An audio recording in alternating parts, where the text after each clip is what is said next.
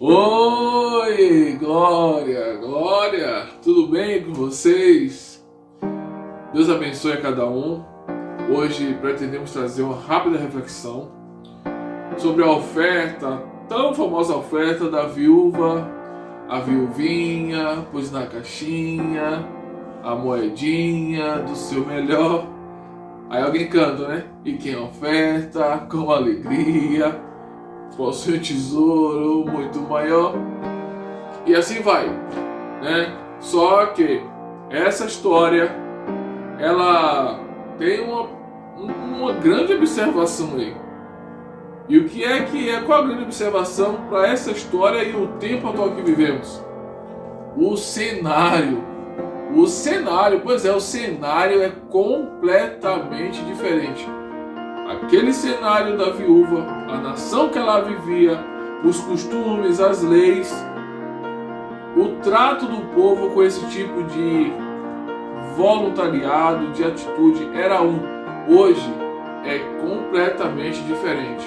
Hoje vivemos leis que muitas delas fogem aos princípios de Deus. Dificilmente temos uma nação como se há um texto bíblico que diz: feliz a nação cujo Deus é o Senhor. E aqui no Brasil, por exemplo, como há muitos cristãos, ainda assim não dá para afirmar como o povo de Israel à época poderia afirmar que o Deus a quem eles serviam, pelo menos em boa parte da história, por mais que eles tiveram alguns momentos de distanciamento, alguma parte da história, alguma parte dela, eles podiam afirmar isso. Tinham em Deus o seu único e seguro abrigo. Então, para não ficar só nessa reflexão, façamos leitura de 3 textos. O primeiro está em Lucas. O primeiro está no livro de Lucas. Lucas capítulo 21. Lucas 21. Vamos lá. Lucas 21, versículo 1. Olhando ele, viu os ricos lançarem as suas ofertas no gasofilácio.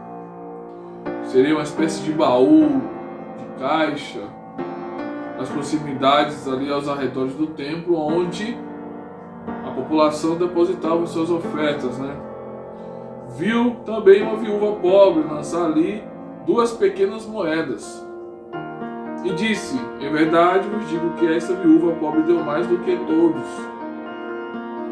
Todos estes deram como oferta daquilo que lhes sobrava, mas esta, da sua pobreza, deu todo o sustento que tinha. Agora, para entender esse cenário e começar a compreender a diferença do cenário atual, que não é tão difícil assim, façamos leitura de um outro texto que está em Deuteronômio, capítulo 14, versículo 28. Não, vamos começar no 27. Vamos começar no 27. E não desampararás ao levita que está na tua cidade, pois ele não tem parte nem herança contigo. Ao fim de cada 3 anos porás de lado todos os dízimos da colheita do terceiro ano e os recolherás na tua cidade. Para que, vindo o levita que não tem parte nem herança contigo, e o estrangeiro, o órfão e a viúva que estiverem em tua cidade, comerão e se fartarão, e assim o Senhor teu Deus te abençoe em todas as obras que as tuas mãos fizerem. Então veja, um sistema que Deus criou. Percebam que Deus instituiu um método para que todos pudessem ser abençoados, para que todos pudessem ter acesso ao sustento, ao amparo. Então Deus instituiu, em resumo, um serviço social no meio do povo e exigiu que isto fosse seguido, e ainda determinou os tempos e os meios que seriam adotados para isso. E hoje, né, e isso não fugiu, não mudou desde a época em que Jesus declarou o fato relatado em Lucas capítulo 21. Né? Essa viúva, embora ela tenha dado todo o que tinha, ela também sabia que, por direito, a nação, o seu povo, o sistema de auxílio de seu país iria em algum momento socorrê-la. Esta mulher, ela não depositou uma oferta diante de um altar sem perspectiva alguma. Embora ela deu tudo o que tinha, ela conhecia os propósitos pelo qual aquele valor seria empregado. E sabia também que no tempo certo ela teria direito à sua retribuição. Então veja que antes era um cenário e hoje o cenário é completamente diferente. Então é descabível o indivíduo que se intitule líder espiritual exigir dos seus seguidores que deem tudo o que ele tem em troca de recompensa indeterminada, sem fundamento. A cultura e o costume da época era um. Hoje, pouquíssimos sistemas ou pouquíssimas organizações, ou por que não dizer quase nenhuma igreja, por assim dizer, funciona em sistema semelhante, onde um membro vai doar o pouco que tem e terá futuramente um amparo e auxílio necessário. E mais do que claro, teremos a ideia agora ao lermos Atos, capítulo 6, versículo 1. Porque neste versículo diz que naqueles dias, crescendo o número de discípulos, olha o primeiro fator, crescendo o número de discípulos tornou-se muito alto. Segundo ponto, os gregos começaram a reclamar dos hebreus. Segundo ponto. Terceiro ponto, afirmaram que as viúvas entre os gregos, veja como entre o povo na época, a cultura foi sendo adotada. A ideia aplicada aos hebreus, ao povo que seguia os ensinamentos do Senhor, veja como isto foi adotado como para si quanto aos gregos. E os gregos interrogaram os hebreus: por que a distribuição não está sendo igual? E aí, qual é o terceiro ponto? Terceiro ponto, vem no versículo 2, que não vem ao caso, você pode continuar a leitura de sua casa.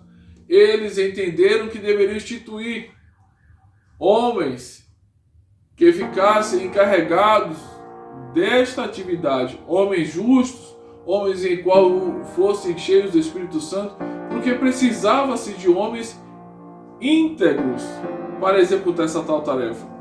E foi aí que surgiu a figura do diácono. O diácono nada mais é, ele tem outras atribuições, como qualquer seguidor de Cristo.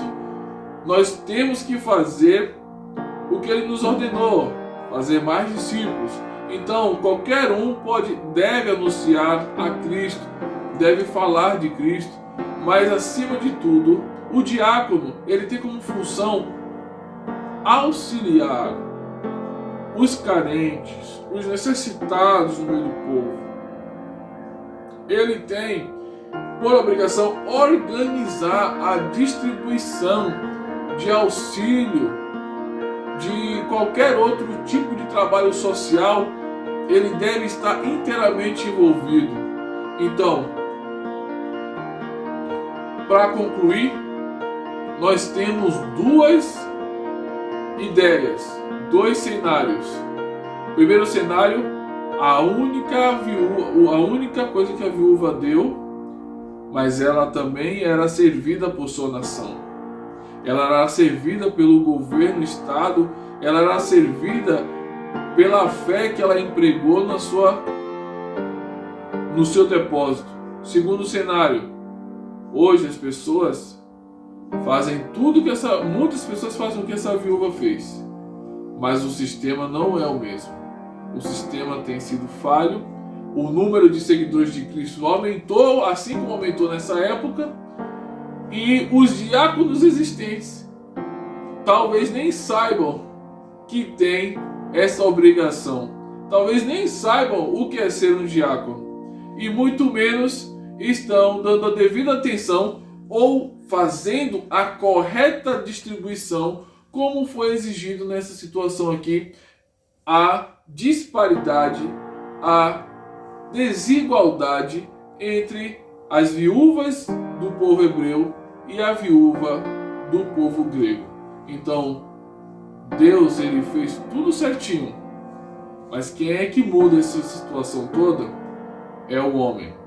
Então, fica aí mais uma reflexão. Perdoa o Jefferson aqui, tá? A vida não é fácil, mas nós estamos aqui para compartilhar. Beleza? Tamo junto. Deus